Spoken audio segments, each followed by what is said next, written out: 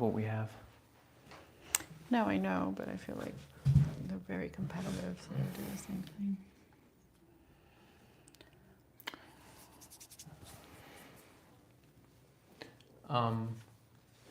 So, yeah, here we go. We're getting I feel rolling. like I'm a little too bright, no? Am I okay? Definitely compared to you, it's brighter on my side. Okay. We'll fix that.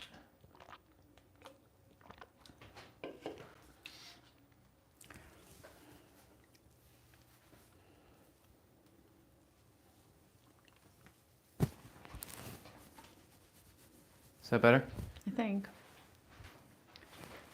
Cool. I feel like you're too dark though, love.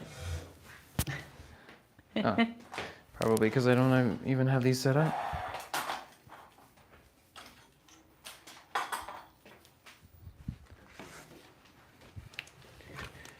Setting up the studio. Okay. Now you're washed out. I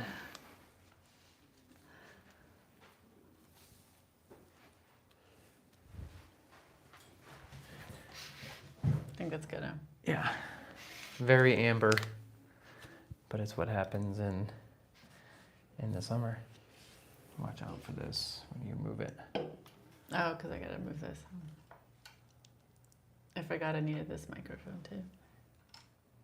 Yeah, there you go. Whoa. Is that good? Well. Cool. Is that good? Can you hear me? 1, 2, 3, mic check. Yeah, I can hear you. All right. Keep talking. Hello, hello. Oh, there we go. That's better, right? Yeah. Okay. Are you ready? I am ready, I think. Lock it in. Record. Oh.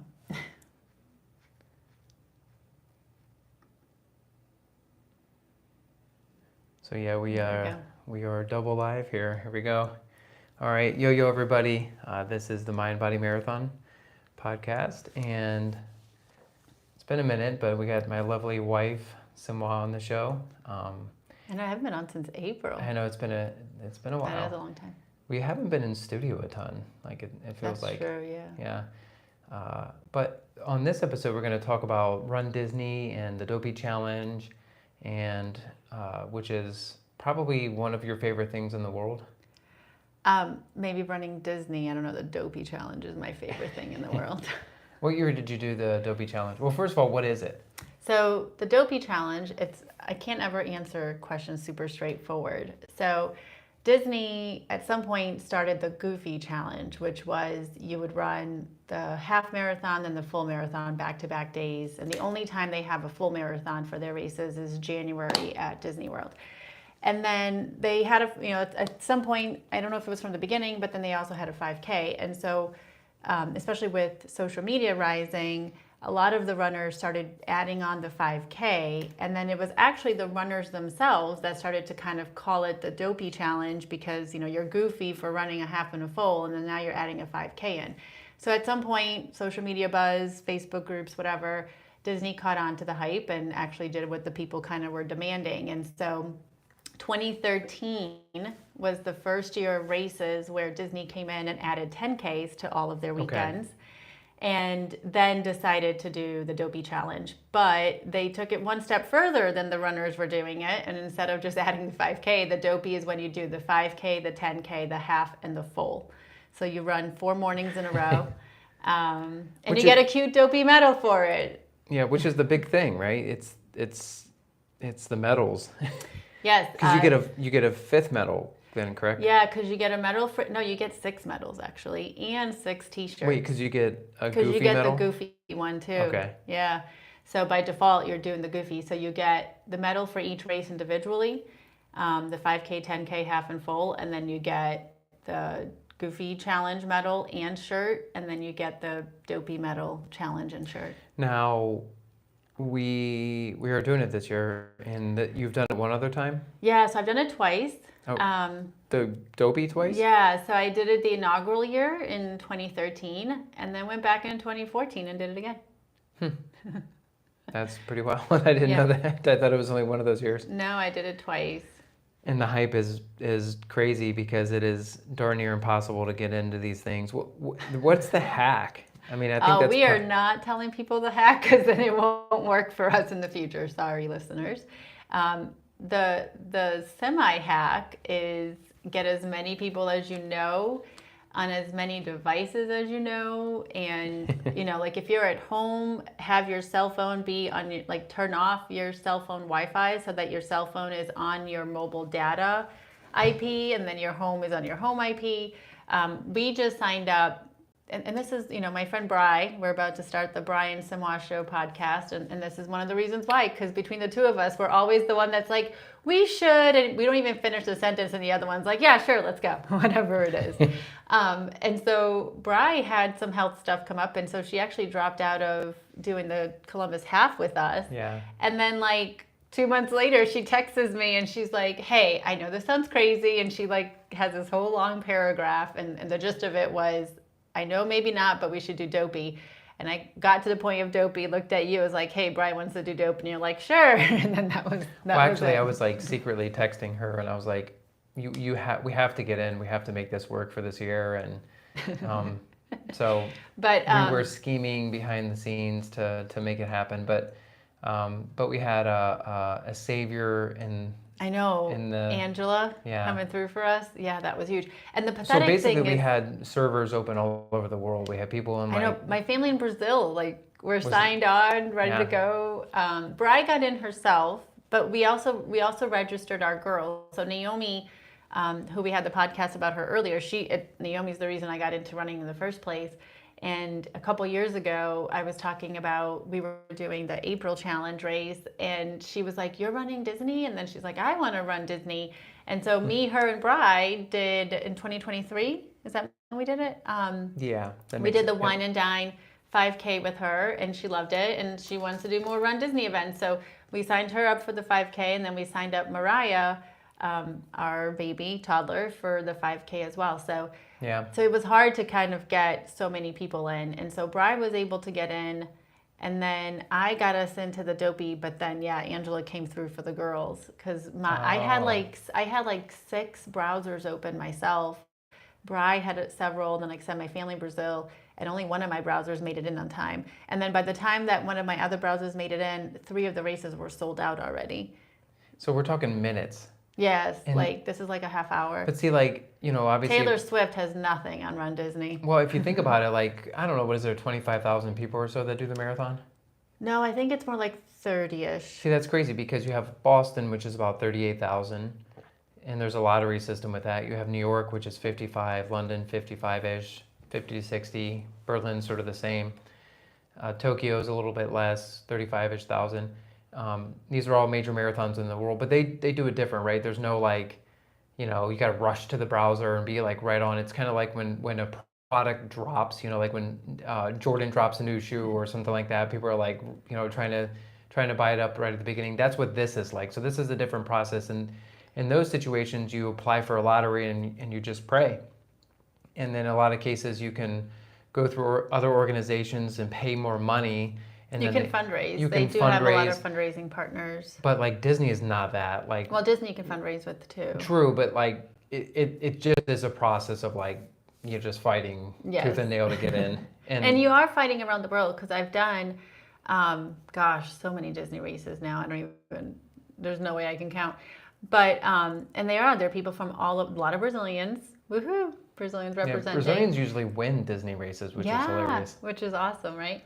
But a lot of people come from all over the world to do those events, especially the one in January, which is their longest running race ever. It's been going on for 25 years or so, before running got really popular. And then as running got popular in the last 10 to 15 years, more so with, the average population. I remember the first time I used to live in Boston, and somehow I didn't really know about the Boston Marathon happening. I didn't know it was a thing, legit, maybe once or twice in high school, but in my mind I'm I don't even know what a marathon is. No, I'm not, whatever. So I legitimately didn't know, and then obviously didn't run through your hometown then. Negative. And I remember living in an apartment and meeting my friend Ashley, and I was pregnant with Isaac, and she had just had a baby, and she lived upstairs from me, and so we kind of became friends in the parking lot and started chatting here and there. And I remember at one point her telling me the story about being pregnant, and so she was a soccer player, collegiate soccer player, and had decided she was going to run the Boston Marathon and started training for it. And then just before it was like hitting this wall and just really struggling, even though she had been like fit and was feeling good for it. Come to find out later, she found out she was pregnant. She had gotten pregnant in the process and ran the Boston Marathon like 6 weeks, 8 weeks pregnant or something like that without knowing she was pregnant. She didn't find out until after the fact. But I remember like walking away from that conversation, and she was just telling it to me to tell me the story of how she got pregnant or how she was pregnant with Cameron. And I was going to be like, oh wow, like real normal people run marathons. Like I thought it was just like, like Olympic athletes. Like how does my neighbor, like how do I have a neighbor that ran a marathon? Like at that point in my life, like marathoners were like, yeah, they're like people that exist, but do they really in the real world? I don't know. And yeah, we were peons to you. No, not peons. More so, like I said, like a mystical creature that like somewhere in the realm of reality they exist, but none that I'm connected to. Yeah, and I just feel like social media has allowed for that because it's so much of a mic drop thing to just say you did a marathon, and and I just feel like the posting, the allure of it all, and once you do a major race, like it's so addicting. So I know I'm kind of sad that I lost my mic drop, that I used to have ran so many more marathons than you. Yeah. Now you're kicking my butt. Now, what is it about Disney that you love so much? Like in terms I of the hate races? running, right? We have the episode where I talk about how much I hate running, but there's so much about running and the process of running and forcing myself through that situation that I really appreciate. The mental fortitude, I mean, obviously the fitness and things like that, but then just even everything that happens mentally and psychologically and emotionally. So Disney I love because they really distract me from how much I hate running. And so then it motivates me to run a little, I run, even if I just do their races, it just motivates a little bit more running into my life. The atmosphere is just great. It's Disney, so they do it all up, right? Every corral is going off on fireworks, and like you're just distracted, not only because you're running through the parks, because you don't actually spend the majority, depending on the length of the race, you don't spend the majority of the time in the parks. Don't recommend doing more than a 10K at Disneyland. Sorry, California. Why is that? Because it's not the same, right? Florida, you're on Disney property the whole time, even for the full marathon, because that's how much property they own. Not the case in California. So it's really just a 5K-ish, like 5 to 6K that you're in the property, and then you're just running the streets of Anaheim. And the last one we did there, like once you got out of the park, there was nothing. Not a DJ, not a character, like nothing. So that is one of your main, things that you love about it, right? Is that there's characters, there's DJs, there's energy. Yeah, there's not really fan support though. There's a little bit near the parks usually, but like the finish has it a little bit, but like it's so early. It is so early. But for the full, you have more as well. Because the full, like by the time you're running into Magic Kingdom is pretty packed, and then for the full, I don't think this is a secret anymore, but hopefully I'm not going to shut this down for the rest of us. But like if you time it right, you can get a frozen margarita in Mexico right before the finish, and you can get a single rider line for Everest at Animal Kingdom. Yeah. And they kind of just like let you quickly get on and do that. It's not a lot of people that do it because it is timed. So that is one of the things that is unique, I think, because a lot of the races, even the ones that you mentioned, the bigger major ones like Boston, I've seen people cross the Boston finish line at like 8 p.m. or whatever. But Disney, and they are strict. They will pull you. I think 5 years ago or so, like people used to say, as long as you got into Epcot, because the last maybe mile-ish of the race, you're in Epcot, and then you come right back out, and then you finish. People used to say that once you got back into Epcot at the end, no matter what distance you were running, like you were safe. But now in the last like 2-3 years, I've heard stories of people that they were like, 400 meters away from the finish, and they got pulled. Yeah, I mean, supposedly, I don't know if it's true. Like, so this is Who pulls you? It's the balloon ladies? No, poor balloon ladies. Everybody like has like PTSD because of the balloon ladies, but no, it's not them. They're actually there to try to be your friendly reminder. It's not them. They don't pull you. It's just a group of ladies that keep the pace. So they are the last one because They're the caboose. yeah. So the pace goes off of the very last corral to go. So if you're earlier corrals, you obviously get more than I think it's a 16-minute mile that you have to do. So if you start in corral A versus G, obviously you get all that extra time. But the balloon ladies will start very, very last people, and then they hold Mickey Balloon's ears the whole time. But from what I understand, they're just nice, sweet ladies. And it is like a core group of like 3 or 4 of them, but then depending on the races, some of them switch out. Supposedly they have to go through the same registration process that we do. Like they're, like they don't get any special treatment. Run Disney has nothing to do with them. They just, I don't know if it was by accident, how it started. That is so fascinating. Yeah, but they're not. I wonder why they started that in the first place. Maybe it was just somebody's costume, you know what I mean? I remember like our first Run Disney, we thought we were going to be super cute and imaginative, and we went to, and got like those cute little mini ears before the race. And then we show up and there's people that are dressed like dining room tables from Lady and the Tramp and Jack Sparrow. And like the whole house of Up. Like there was one race that I did, I don't remember which one it was, but the person like had like a car, like kind of like suspenders, like overalls, but they were wearing the house from Up and then had a huge ass balloon bunch that they carried the whole way of the race. So I assume maybe it was just like that, and then they were probably walking it towards the end, and a group of friends decided that they'd be cute holding their Mickey balloons like you would walking through Magic Kingdom or something, and then they obviously stood out, and then it became a thing. So yeah, but it's was it a thing when you started doing it in 2013? It was already, yeah. The balloon ladies were already a known thing, so I don't know when they started, but but they're just the very end, and so you want to be in front of them or with them at worst case scenario, and they're just kind of like a nice visual marker. But they also became a point of anxiety for a lot of the runners. Yeah, I've had patients talk about how they have nightmares about the balloon ladies. The poor ladies, because like I said, I've heard that they're really nice, sweet ladies. Yeah, that's awesome. So part of the allure also is the costumes, correct? Yes, which we have to order ours, by the way.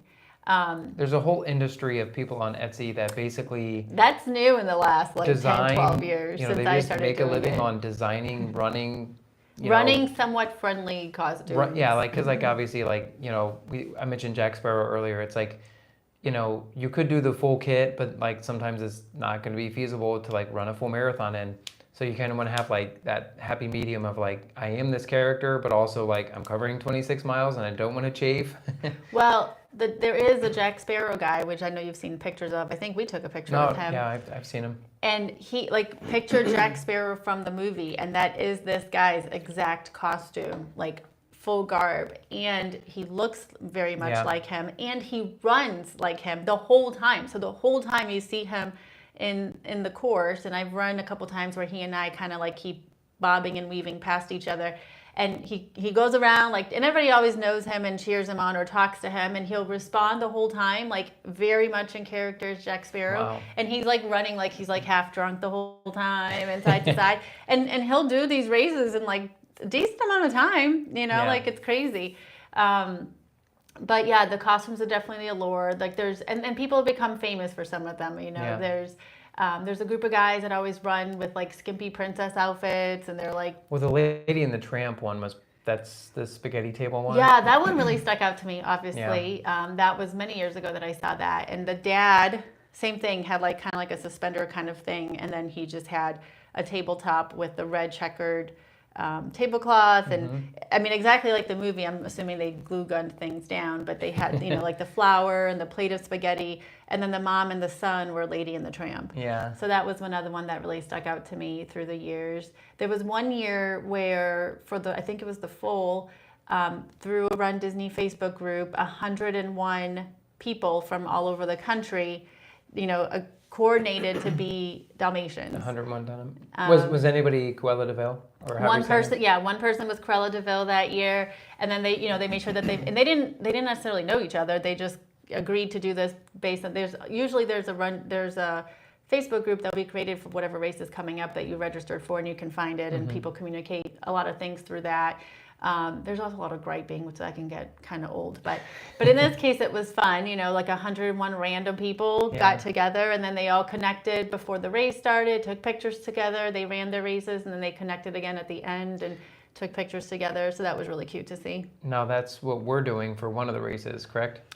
Yeah, but we're not going to have 101 Dalmatians. Yeah, Naomi insisted that we be Dalmatians for the 5K. Yeah. How do we decide what characters we are, by the way? We haven't decided yet.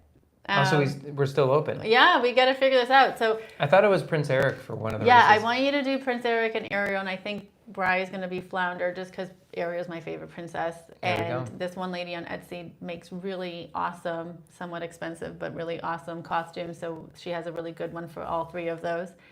And then we have to decide if we're going to do like one of Mariah's favorite characters. Are we going to do like Donald and Daisy for the half because that's the theme? Are we going to do Dopey something because it's Dopey? We have to decide. That's a conversation that we won't have in front of the audience. But So to me, the hardest part of all this is the waking up. yes, that And definitely is. I mean, I did Dopey twice, and that is one of the hardest parts. So you got to wake up by 3, yeah. get to the start line by what, 3:30, 4? 4, because the traffic and the buses, especially if you're staying on site and depending on the bus. And the race starts around 5, even if it's the 5K? Yeah. Yeah. They all start at like 5 o'clock. And the 5K really only runs through Epcot? Yeah. Well, I think different races, I think in the past they used to kind of switch things around because we've done the one, we haven't done Princess, but we've done the one in April a couple times, and I did Wine and Dine in 2023. Yeah, the springtime surprise. Yeah, and both of those were very much centered throughout to Epcot. They used to do a lot more races, and they did change up. Like one, it was more centered around Animal Kingdom that we did. And then there was another one, which I wish they would bring it back. It was a 10-miler at night, and it was like the villains Tower one. of Terror one? Yeah, they only did it a couple years. I don't know why, because I feel like both years it was popular.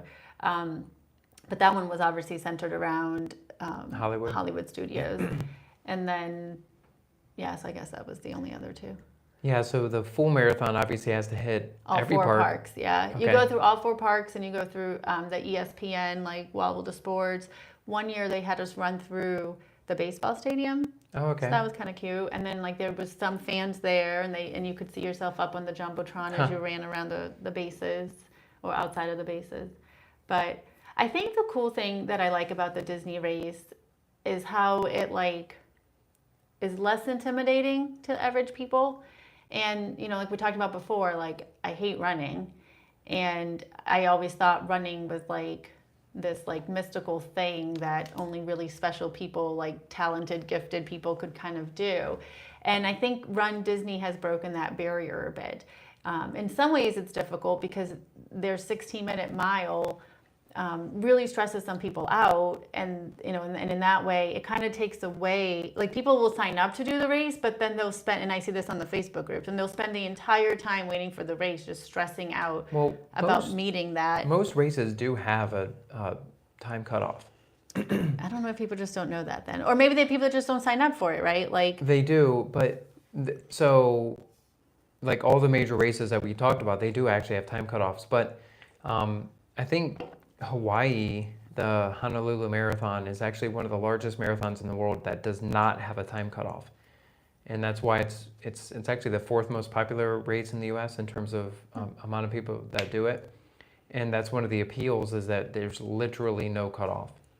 Yeah, I guess maybe it's just like I said, that because Disney sounds But less intimidating. I think there's that. I think you're appealing to more novice, more recreational, and so it's less of a conversation point for major races versus Disney. It is a huge conversation point. Because is the at Disney, cutoff time. like there is you're stopping to take pictures with characters. You're, potentially doing stuff within the parks and taking pictures in the parks and stuff. And then it's like, well, obviously that's a bit of a time crunch there, because you have to wait in line for a lot of these things. And so I think, but the cutoff is there obviously because they want people out of the parks, right? Before the parks open and all that.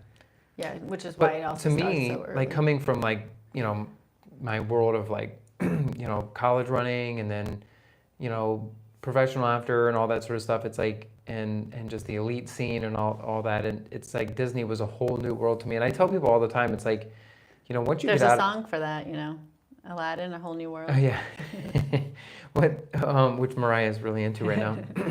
But once you, yeah, because like Tesla has like The karaoke. Disney karaoke. So we have like the car has a karaoke that you can. Maybe be that playing. should be our character because she always wants you to sing the Aladdin lines. Yeah. So maybe you should be Aladdin and I'll be Jasmine. Yeah, that could work out. But yeah, so it's like I didn't even know the Disney World existed, and it's really cool because like you said, I mean we are in the middle of a running boom, and it's just opened a lot of people's eyes to the potential for different races and the uniqueness of it all, and it's a much different experience going there and party pacing it and having a good time. Yeah, I mean, there's definitely people that go and take it very seriously. As you mentioned, a lot of Brazilians come in and they do tend to want to win it. So obviously that's a much different experience being in Corral A, trying to win the marathon. It's not a super fast time compared to a lot of the other big race names that you dropped. I think they usually win it around like 225, 230 or something like that we've seen, which is obviously lightning fast for most people. Yeah, but again, it's not a necessarily conducive. I mean, it's flat obviously because you're in Florida, but it's also like an awkward course for like running fast. Like, yeah. Because you're kind of running through the parks in a bit and then like we had our friend, Laura, who like won the. Oh yeah, Laura Purcell. Yeah, who won the Tinkerbell, and I actually remember that picture of hers, like seeing it, because that was like at the peak of me signing up for a gazillion Disney races a year, and so they used her because she was dressed like Tinkerbell. She's blonde, and then she like skipped through the finish line, like she was like in the air coming to the finish line, and so of course Run Disney took a picture of that, and then like the next year to sign up and stuff, like she was all over their website, and I didn't know her then, so then it was just funny to like, oh, I actually know who that was and remember that picture. So obviously people like that are having a different experience than probably the 90% of the Disney runners. But I do love, I don't know that I would have ever gotten into running if it wasn't for Run Disney, because my girlfriend Bri had ran a Disney race, and I think she recognized that I needed something tangible to kind of reel me back in and maybe even be encouraging in a way, and she was that wise, going through Naomi's diagnosis situation and stuff, and so it was just like, yeah, if it wasn't like, hey, let's run a half marathon to Disney, I think I would have looked at her and been like, yeah, I don't run, no. But then it was just through Disney, so it's like, okay, let's see what happens and let's fundraise for autism. And that's pretty much how you approach every race. You don't actually train. My Run Little Run Club, my non-training technique now is really inspired by you, like basically doing like one long run before a marathon and like running like sporadically throughout the series. I mean, like there's been numerous marathons that you've gone up into that you probably have run less than 10 times total in that cycle. Half marathons. I think the first couple of fulls that I signed up for, I took them. They were they were very intimidating for sure.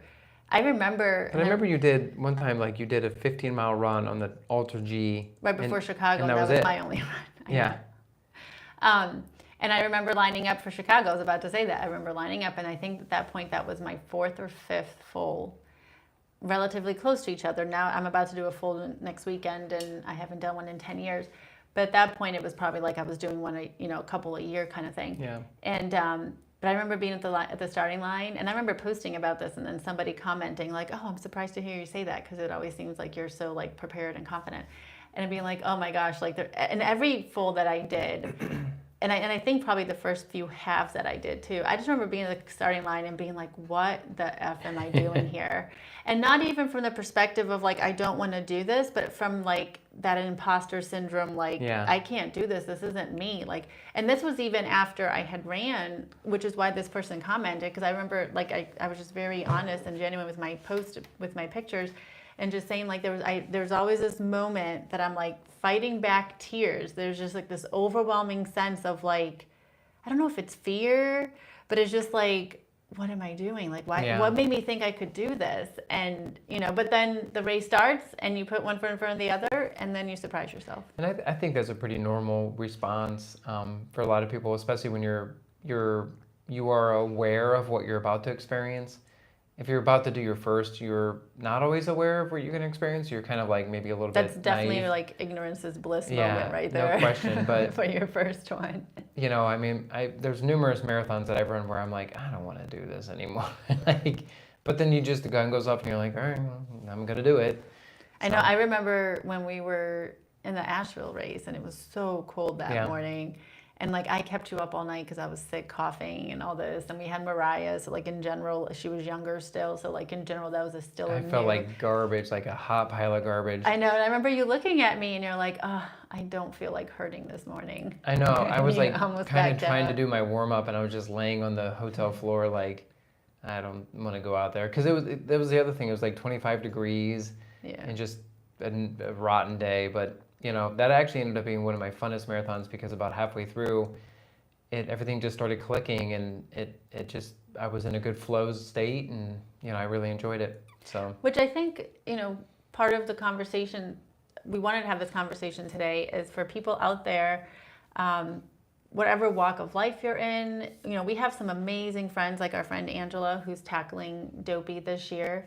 That like. It really is a matter of mind over matter. She has a Facebook page called that, and it really is because so much of it, you talk about running a half marathon or a full marathon, or for some people even their first 5K or 10K, and then especially something like Dopey where you're like, what the heck are you doing? Like 4 days in a row. And let me tell you, like that, I remember for both Dopies, like starting the full.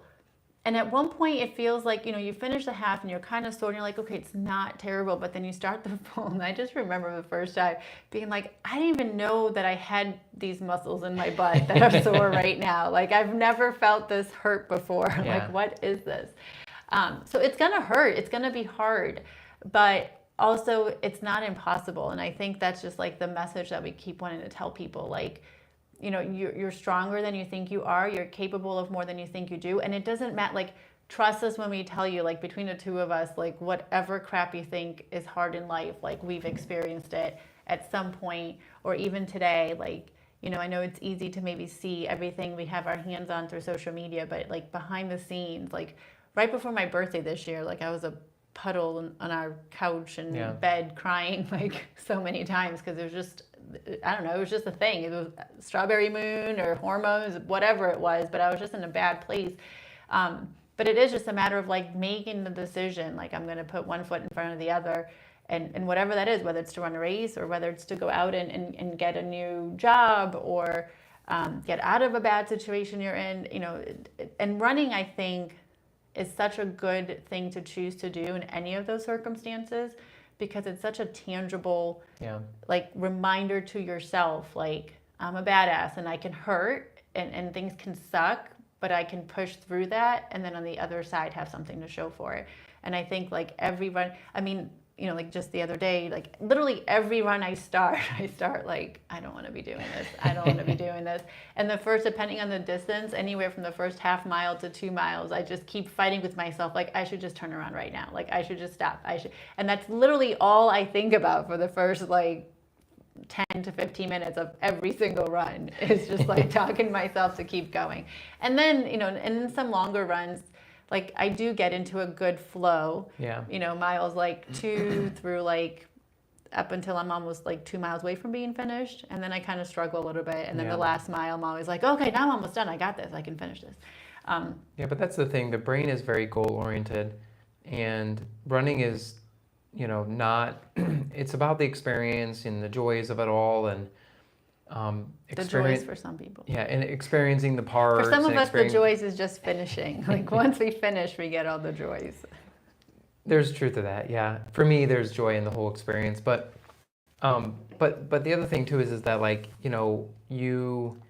once your brain is like, yeah, I did that thing, and now all of a sudden it's like, okay, well now what else can I do? And then it starts to think about, like it as an independent thing, starts to think about, okay, I'll do better at this. I'll be better at this. I'll be better at my job. I'll be a better spouse. I'll be a better, father or daughter or son or something. Like it just kind of like it immediately just tackles this idea of like, all right, what's next? What's the next thing? And once you kind of kickstart that process, then it just naturally improves things in your life. And running is just such a fun way and community-driven way to get that inside of you. And this whole Run Disney experience has opened that process and that goal situation up to everybody. And I think that's just so cool. And so like, you know, there are some people out there, and that's why I wanted to put out this episode, because, you know, a lot of my friends and colleagues and stuff like that aren't in that world and they don't even know it exists. But it's like, you know, there's this whole realm of running out there that people are like utilizing to improve their lives in the same way as like, you know, maybe some major competition or some major races. And it's this underbelly and of running community that you just never know about. Yeah, it is great to see, again, like the Run Disney groups. There can be a lot of griping in there sometimes. The poor balloon ladies come up as a negative thing a lot, but then you do also see the community come together and figure out ways to encourage each other. You know, well, the other day we were talking about how like you have a friend who is a really seasoned runner, and I'm pretty sure was a collegiate runner, but like didn't know what Body Glide was. And it's like, wait, what? Like even I, going into my first marathon, knew about Body Glide, like, and it was because of these Facebook groups, you know, because like we're chatting on them and people are nervous and they pep talking each other. So I think it is a great community. Like even just seeing, and I love finding ways, as much as, and it's ironic because as much as I hate running, I'm always telling people they should just sign up for a race and run. But like, you know, last week, because it's that for that reason, right? Because it's so many life lessons, and you just, a lot of self-improvement happens through that. The other thing to think about is like, if you just whatever you do for a living, you know, like if you're an accountant, a lawyer, a doctor, a nurse, a teacher, you know, whatever you do, if you run a marathon and you train for it and you've gone through the sacrifices, you've lived the lifestyle. Now all of a sudden your job is like nothing. Like it's like, but if you don't do that, like if you don't challenge yourself, then working a whatever shift is now cumbersome. It's now hard. But like if you expand your tolerance and your capacity to handle things, now all of a sudden jobs just become easier and your life just becomes easier. And well, you learn how to hurt more. You can manage things, and then it's not even the physical pain too, you know, because there is obviously that. It's more just the mental strain of it all, like not doing, like you're towing the line for a marathon and then you're gonna run a marathon and then you just run it. And then it's like, okay, now you have a huge project that you have to do or a huge case or something like that. You're not scared of it. Right. Like even if you are scared, you know how to get around that and you know how to execute to the best of your ability, because you're literally just working on that all the time. I mean, sport is not just meant for high school kids, and good sport is not just meant for college kids. It's like, no, these are sports that you should be doing your whole life. Like something like this your whole life to help you be better, because you can lose that. You can lose that ability and not flex that muscle. Well, it goes back to, you know, like the ancestral development. And there's that word, I keep not remembering what it was. But like our brains for like centuries and centuries were just used to be afraid of tigers and on alert, you know, all the time. Like even if you're sleeping, you're kind of on alert because a bear could come out and eat your head off. And we lost that. And so then we make our every, you know, like how they quote like first world problems, but they are legitimate problems because it's our frame of reference of what problems are. Now, yes, like, are there people today in different parts of the world that look at our problems and they're like, crap, I'll take 10 of yours for one of mine because it's so much easier. But it doesn't matter because it's our frame of reference. And so when you challenge yourself with these things that one, you may not want to do. So like for me, like every run is such a mental like overcoming already of something I don't want to be doing.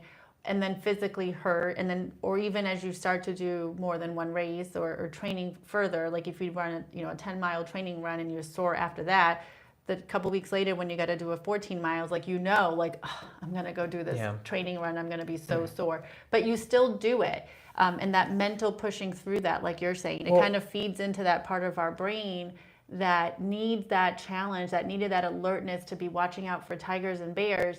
So that way, like you said, like when we have these daily issues at work or challenges, our brain has a better frame of reference to not make it such an overwhelming problem, because it's not as dangerous as our brain wants to make it, because now it has other challenges to like give it a frame of reference of what pain and hurt is. I know I was talking with this one patient, and she was like, going on about her recent trip, and there was a bunch of cancellations, and they had to be on a flight longer than normal, and all these things. And I was thinking about what she was saying, and I'm like, none of that would bother me. I would just be on the situation and be like, yeah, this is whatever. It's like if I have to go a little longer without food, if I have to go a little longer in an uncomfortable situation, if I have to, it's like, life just becomes easier. Like, I don't really care because I've gone through all this other stuff, and it's just like a nothing burger to me. But like, if you never challenge yourself, then everything is big. Everything is so demanding and so strenuous and so anxiety ridden. And it's like that's unfortunately, it doesn't have to be that way, because you're not expanding your horizons. And like you, back when you were living in Boston, like you didn't even know maybe this world existed for you to be able to challenge this stuff. But that's why I feel like, these events like Run Disney is like such a cool way for people to just sort of like dabble with the fun, but also challenge themselves and expand their horizons on what they can do. And I've seen countless patients and friends and people do this in this way. Yeah, I mean, one of the quotes that I came across this past year that my kids are probably tired of me saying to them at different times is, the way you do one thing is the way you do everything. And it works both ways. If you do something kind of crappy, like and our brain is very repetitive, and it does create grooves. And so if you kind of half-ass or, get overwhelmed by things, and that's all you ever do, like you're going to keep doing everything else that way. But then once you challenge yourself in this way with like running and trying to push through and toughen up through that, like you said, your brain then not only like starts to look for new ways to do that, but then it just creates that habit. We're creatures of habit. And so if you start to get into running, and as you mentioned, like we know so many personal people in our lives who have turned their lives around, or even if they had good lives, they just took it to kind of the next level, because as they took running more serious and their training, and they're very intentional, you saw that trickle into other aspects of their life, and then also become more intentional and specific in those areas and excel in new areas. Well, as we're kind of rounding third on the episode here, any final Disney points or life points you want to make? So one, if you ever do want to do a Disney event, I would say, make sure you know when registration is, and it's usually you don't casually stumble upon this stuff. You gotta mark it out. Although that's what we did. I guess we joined the Autism Speaks team, but back when we first started signing up, it would take like a couple weeks before it would sell out. But that went away quick now it's too. 5 minutes. Yeah. But that's not for every race. Like a lot of the races throughout the year. No, it's for every race. Okay, well that's for every race. It sells out within like an hour for every race. But anyway, so if you want to sign up for a Run Disney event, make sure you go on their website, find out when registration is for the events. And then I'm not even kidding you. Like if you work, like you generally want to like be off. Like you need, like that needs to be your focus that morning for like an hour. They're usually around 10 a.m. Eastern time. So like by 9:45, you want to start to get your browsers open. And like I said, if you can have multiple people in different locations, and you want to, we had at home, I was on my laptop, iPad, and two iPads, because I kept your iPad home. I was on my laptop, 2 iPads, and my cell phone, and then we had employees here at the office on computers. I had family in Brazil, so you do want to maximize your opportunity that way. The other thing that I would say is, even if it's not a Run Disney event, find a fun event. If you're a person that maybe you don't do a lot for yourself, even like finding, like, and I had this conversation with somebody, it's like, just find find a good race, like somewhere fun to go, Vegas or Miami, and, the Rock and Roll series are fun. Like just find something that not the race itself is what seems beneficial to you, or like is enticing you, but it's maybe having that girls trip that you've been talking about for years, and now it's going to get you to Vegas, and you're going to get to run the strip or something. But just find something and just do it. Don't think about how you can't. Don't think about how you're going to fit in training. Like just sign up and then make it work. And somehow, like, even if you don't show up and run the time you wanted or whatever, but just showing up and completing it will do wonders for you in so many ways. Yeah, and that's just it. It's like you sign up and commit before you prepare. Yes. Like that's normal. Like you just go, okay, I want to do this thing, and then you sign up, and your brain goes, oh, okay, well, like if we're gonna run a race in August, we have to prepare by April or whatever, and we have to start doing these things, and it kind of works backwards, rather than like you kind of like, well, I'm not really a runner, I don't really do this, and my knees hurt, and it's like, okay, well, if you actually wanted to do this race, then you just sign up, and if your knee hurts or your back hurts and you can't run, well, then go see somebody like me and get better. Or just go on your YouTube page And then get like good exercise. yeah, but like commit and then work back. Don't like think, oh, when my back is better or my ankle is better or when life is less crazy. No, that's the wrong thing to do. It's never going to be less That's crazy. just not going to be possible. I was just talking with a patient, and they're like, all my kids are now in college, and it's almost worse now than when they were little. And it's like, right, because you're just presented with all these different, it's like we always think that the next year is going to be easier, and it's like, no, that's not how it works. And some days when I feel vulnerable and some days when I feel like stressed, I wake up in the morning and I run and I force it because I want to push back against the day, and I want to like not feel as though I'm a victim to all the things around me. And so I push back against it, and committing to a race, committing to an event is a way for you to push back and control things and be less of a victim. And that is a huge psychological thing. So if you know somebody that is struggling a bit, they're mentally frustrated, they're not happy with where they're at, please send them this episode. It's obviously not just about Run Disney. And then help them, share with somebody on like this mindset on basically committing to something for yourself. One, to make you proud of yourself, but two, to kind of flex this muscle that maybe you haven't flexed in a while. Because I know a lot of parents and a lot of people just give, and then they don't always think about themselves. And the stronger and the better I am mentally, and you, it's like the more we can be for our kids and our patients and people we work with. And it's like, it behooves you to entertain this concept. I mean, as a frame of reference, because again, if people have been following our social media or even the episodes here, you'd be like, oh, you run a lot. It's like, well, kind of, but I don't think I'm great. But like, I remember in high school, we used to have to do a mile fit test every year. I don't know if that's still a thing. And I like remember every year doing that dumb mile fit test. And one, I would get the worst side stitch for a mile. And then two, like I remember, I think it was my junior year going into it, and I'm like, no, this year I'm going to do better. I'm going to do better. And I remember that by doing better, my goal was to do a 12-minute mile in high school. So if that was my running reference in high school, and now I'm running marathons, anybody that sets their mind to it can also run a marathon. Yeah, it's not like you were gifted right from the gun. No. I'm not gifted now, but it's just, again, that concept of committing to it. Like I just had a high school friend that messaged me, and she's like, oh, I started running. I did a 5K, and I was thinking maybe I'd do a 10K and then maybe a half. And that's what I said to her. I'm like, no. Like find a race, sign up for it, and then just get ready for it, because you'll never be ready. You just have to commit and then see what you do. Yeah. Surprise yourself. All right. Well, thanks everybody for joining us on another great episode of the Mind Body Marathon, and hope you enjoyed it. And again, share with anybody you might feel would benefit from what we were saying today. And maybe we'll see you at another Disney race in the future. Thank you.